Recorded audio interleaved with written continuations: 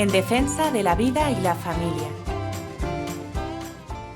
Queridos amigos de NSE, bienvenidos nuevamente a este programa en defensa de la vida y la familia, en el que estamos hablando y vamos a continuar hablando el día de hoy del tema que empezamos, la formación de los hijos, el gran arte, la educación de un hijo. Para esto nos acompaña el día de hoy nuestra psicóloga provida, Rosalba González. Bienvenida, Rosalba, a este programa. Gracias, hermana, y gracias a nuestros oyentes que nos acompañan en estos programas. Y son ellos también el estímulo para que sigamos profundizando en los temas. Bueno, pues vamos a empezar este programa con esta frase del Evangelio que nos dice Jesús: el que se exalta será humillado y el que se humilla será exaltado. ¿Y qué tiene que ver esto con el tema de la educación? Pues como estábamos hablando precisamente de la necesidad del dominio de uno mismo, lo aplicamos de que si nuestros instintos, están sometidos a la razón iluminada por la fe, esto nos ayudará a elevarnos grandemente en la vida y grandemente de cara a Dios, que es lo contrario al dejarnos arrastrar de los instintos y de los placeres. Y veníamos hablando en el programa anterior, y vamos a retomarlo en este, Rosalba, de los efectos de la falta de dominio. Habíamos hablado de la impureza, del alcoholismo y la droga, que incluso producen enfermedades, ¿no? Y vamos a hablar un poquito del placer. ¿Qué efectos tiene el placer que produce en la persona cuando se deja arrastrar? Porque hay placeres que, bueno, que son buenos, pero ya está cuando nos dejamos arrastrar sin esa guía de la razón. Es ese placer que obnubila la razón, que la confunde, porque generalmente nuestra razón siempre es muy clara. La voz de la conciencia, cada uno de nosotros, dentro de su lenguaje personal y único, escucha esa voz y la siente clara. Pero vamos tejiendo alrededor de esa voz una serie de pensamientos, pero muy personales. Y ahí está el comienzo de una carrera que hacemos para dar cabida a todo lo que significa placer, a todo lo que significa capricho personal, a todo lo que significa retirarnos de un querer de Dios, ejercer un capricho personal y no una voluntad de Dios. Es como desconocer el principio de vida, que es el que realmente ha de alimentar nuestra razón. Es el que guía, el que nos dice, es por acá, y nos muestra, no solamente nos enseña con la palabra, sino que nos muestra el camino. Pero el placer nos arrastra y no nos deja ver ese camino, sino nos mete por otro camino. Y allí caemos y allí morimos como personas. Sí, miren que ahora que decías esto, Rosalba, unido con este tema del placer desordenado, o sea, del placer al margen de la razón iluminada por la fe, que es la conciencia. Un ejemplo pues, que nos pasó en uno de estos días con un grupo de adolescentes, hablando del tema de la pureza, ¿no? Y había una de las chiquitas que decía, es que yo soy lesbiana, y entonces pues la persona que daba la charla le explicó pues qué significaba, que bueno, que porque somos hombres o mujeres, no otras cosas que nos ponen hoy. Y la respuesta final de esta chica fue, pero ¿qué pasa? Porque a mí me gusta. Entonces, nuestra sociedad, el placer, que es ese me gusta, nos está llevando a obrar únicamente por lo que me gusta. Entonces, si a un niño le gusta tener relaciones sexuales con XX, empecemos las relaciones sexuales lo antes posible, porque eso les produce placer. Si la droga me produce placer, vendamos la droga en chocolates, vendamos la droga, etcétera, etcétera, ¿sí?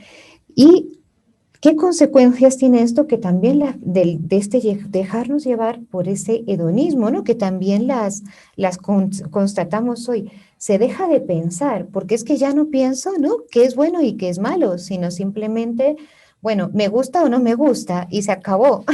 y acabas tú con el amor. O sea, así es. quien sigue el camino que tú nos estás indicando, acabamos con el amor a los padres, acabamos con el amor a los hijos. Se ven los hogares, el padre sale, viene el abandono, los hijos quedan solos, el adolescente sale de casa, integra grupos y los vemos caminando por las calles, se desintegra todo este andamiaje social que repercute en una comunidad no solamente familiar, sino social, institucional. Y vemos nosotros cómo la sociedad en general se va degenerando, hermana, porque cada uno de nosotros buscamos es nuestro gusto personal, el capricho personal y no la realización en unión con el otro, como que desconocemos al otro y por supuesto si desconocemos al otro, pues nuestro corazón se cierra a entregarle su amor. Así es, el placer desordenado acaba con el verdadero amor, porque ya no busco el bien del otro, sino busco lo que a mí me gusta. Otro ejemplo, ¿no? Ayer también que iba por la calle y había un grupo de jóvenes fumando, que lo que fumaban no era, se notaba que no era nada bueno. Y si uno le pregunta, ¿por qué fumas eso? Porque me gusta. Pero no te das cuenta que esto te está haciendo daño a tu cerebro, que te está haciendo daño a tus pulmones, que te estás gastando ahí un dinero que podrías ahorrarlo para la universidad, para el futuro, qué sé yo, o o utilizarlo para ayudar a alguien. No, me gusta. Sí, esto hace que vivamos en la sociedad del me gusta y por lo tanto ya no pienso si es bueno, me vuelvo como un bruto que ya no sé, ¿sí? Y también debilita y mata la voluntad, ¿no? Me vuelvo el centro. Así es. Si me gusta, es bueno. Si no me gusta, me es indiferente. Indiferente ante la situación de los demás. Lo que yo realizo y ocupo todo el tiempo de mi vida es en darme gusto. Así es. Y ahí vienen tantos problemas, porque Ajá. también incluso luego en la educación, en la salud de los niños, niños con problemas, qué sé yo, de obesidad o de desnutrición. ¿Por qué? Porque los papás no tienen para alimentarlos bien, en muchos casos porque han enseñado al niño a comer lo que me gusta, ¿no? Ajá. Entonces, ¿por qué no estudias? Porque no me gusta, porque no y luego quiero que me obedezca, pero si le he enseñado a hacer lo que me gusta, va a un trabajo, un fracaso. ¿Por qué? Porque primero porque no piensa y segundo porque no le gusta, se va a los 2 días. Esto realmente trae la consecuencia de esto si nos ponemos y seguimos profundizando, es un nunca acabar, ¿no? Correcto. Y es un nunca acabar con una razón recta. Es decir, vamos llenando nuestra razón, nuestra inteligencia de todo lo que alimenta un ego, un yo personal, un gusto, una realización personal. No me importa el resto. Entonces me va bloqueando también la razón. Destruye en mi vida, en mi alma, el amor, pero bloquea totalmente la razón. Así es, y ese amor auténtico. Por esto también, a veces podemos preguntarnos también en este programa que hablamos no solo de la vida, sino de la familia. ¿Por qué están los problemas entre esposo y esposo? Y esposo y esposa.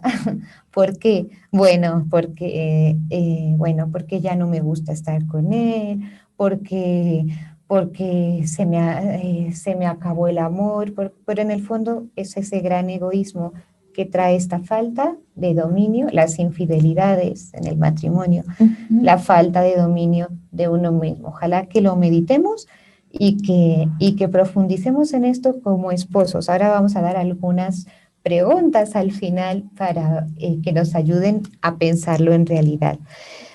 Rosalba, brevemente, antes de irnos a la segunda parte de este programa, que seguiremos hablando, ¿cuál es la forma de lograr el dominio? Hay una palabra clave que poco gusta, pero es necesaria, necesaria. es necesaria.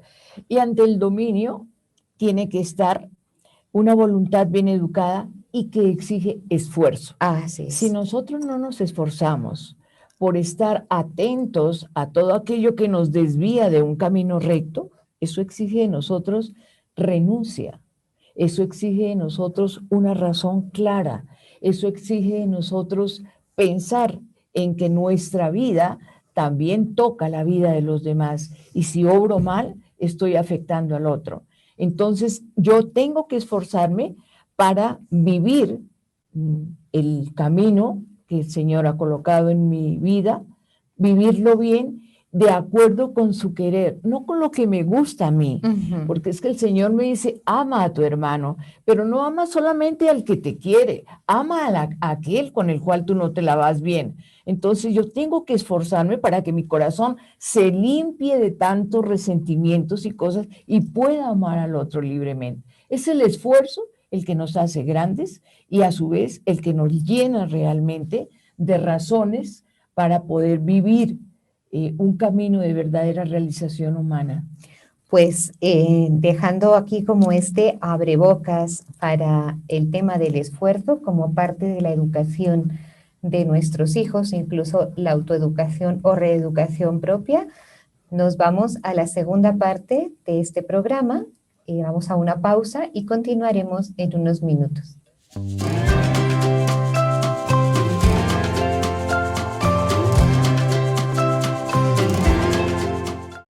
Cantar, madre, quisiera, porque te amo, María, porque tu nombre a mi alma hace saltar de alegría.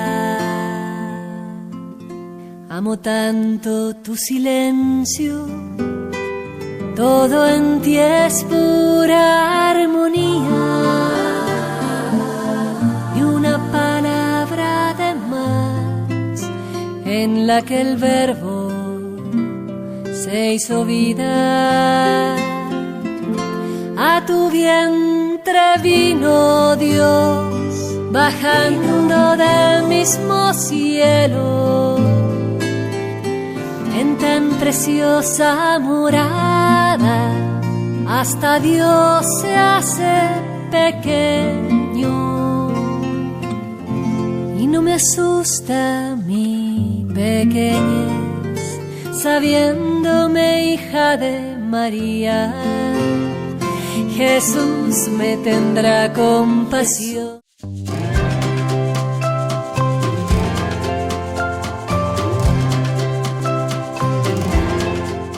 Bienvenidos, queridos amigos de NS, a esta segunda parte de este programa. Vamos a continuar hablando del esfuerzo como ese gran medio para lograr el dominio de uno mismo.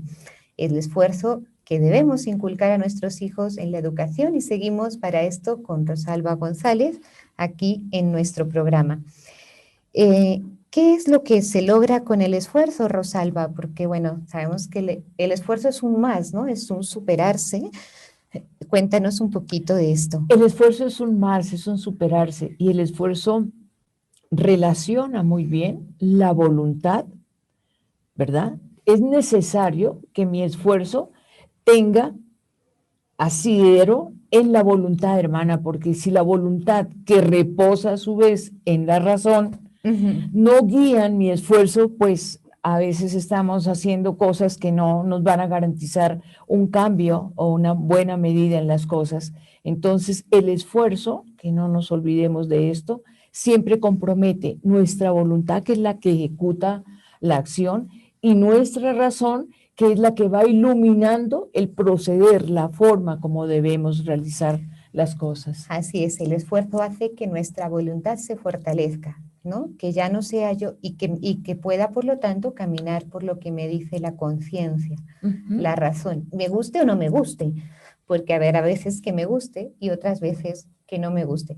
Y vamos a poner un ejemplo muy sencillo de la vida, ¿no? Cuando un niño ya empieza a tener pues unos cuantos meses de vida, casi un año, empieza a hacer algo que requiere como su primer esfuerzo, ponerse de pie. Y entonces se pone de pie, sí. Empieza a ponerse de pie agarrándose a los barrotes de la cuna, al borde de la cuna, o sujeto por las manos de su madre. Y es como al principio si las piernitas se le doblaran, pero luego a medida que lo va haciendo, esas piernas se van volviendo fuertes. Y vemos ese ejemplo de ese esfuerzo físico hasta poderlo admirar en grandes deportistas que llegan a correr metros y kilómetros en poco tiempo, pero gracias a un esfuerzo y a un esfuerzo constante, ¿no? Y eso también, pues, es aplicable a todas las situaciones de la vida.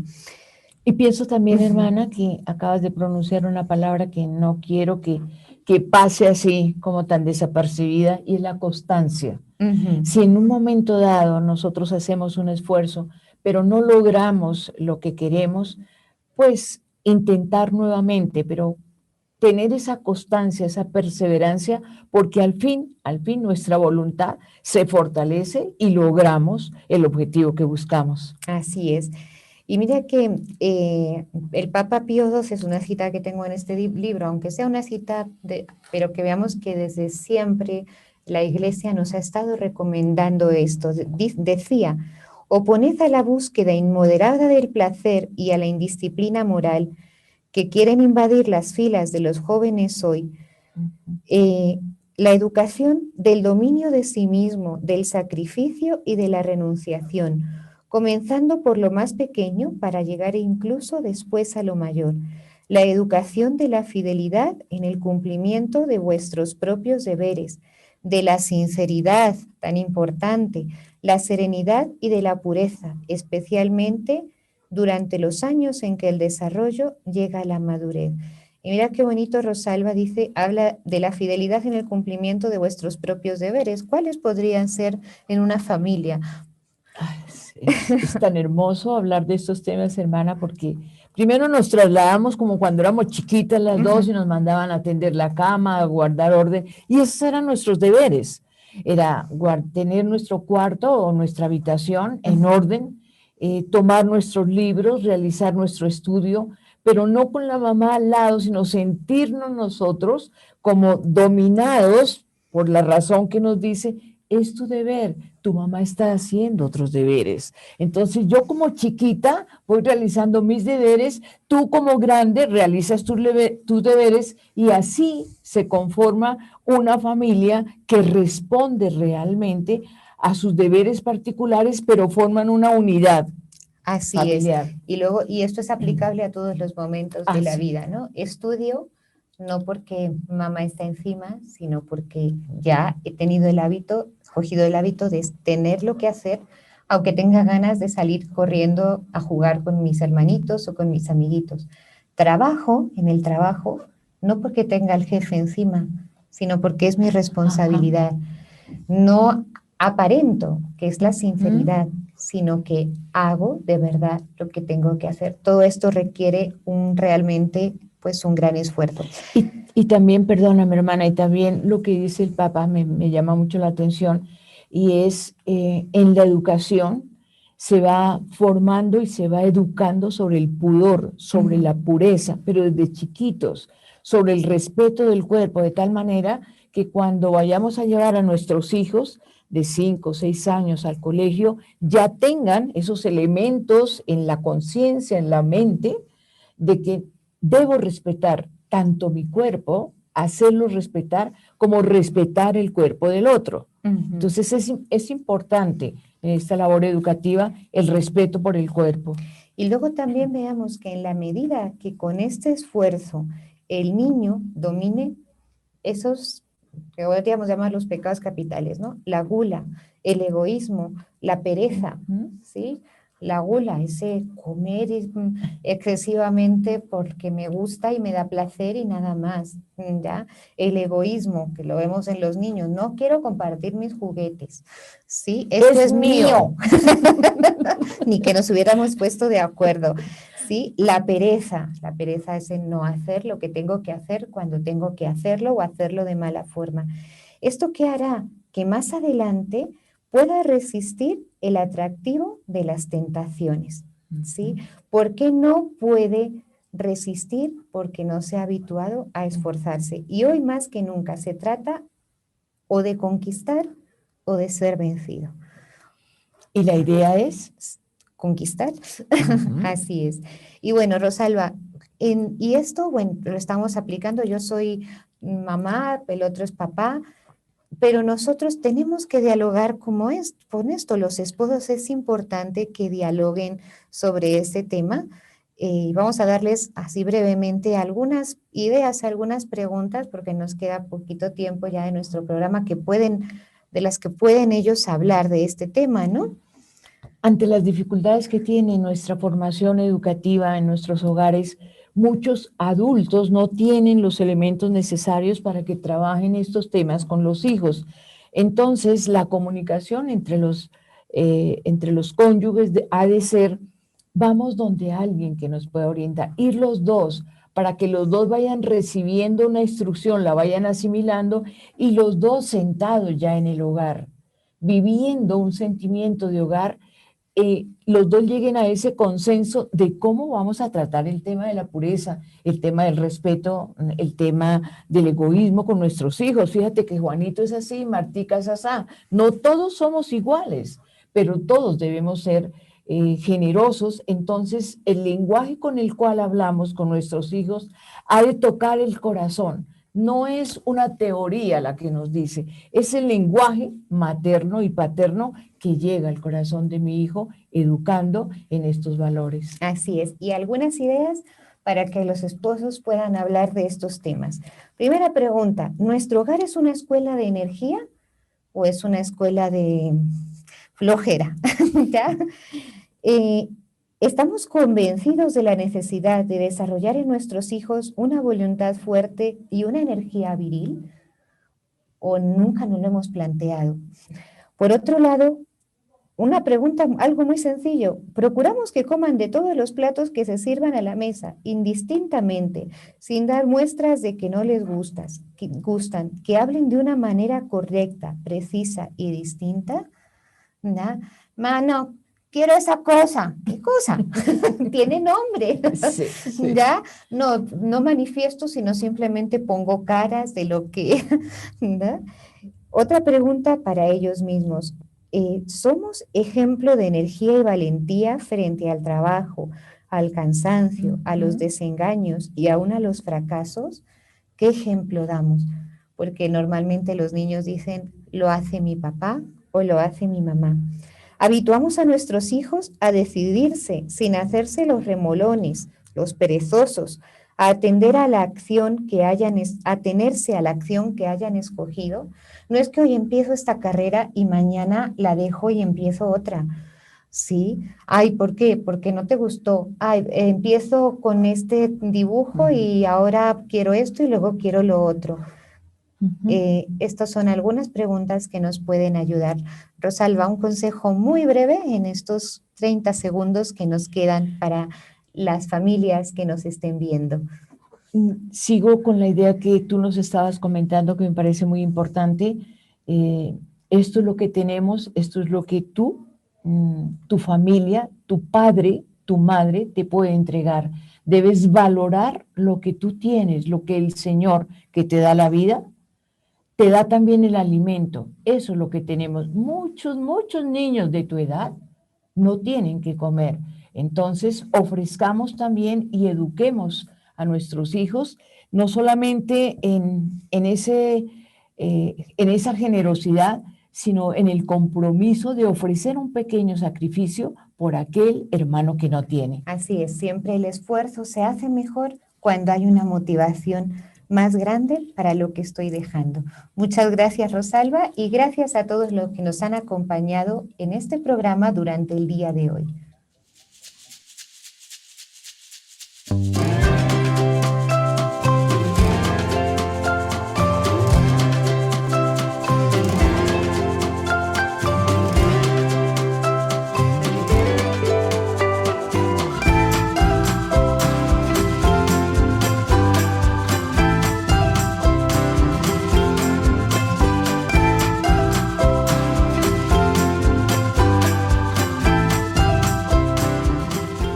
En defensa de la vida y la familia.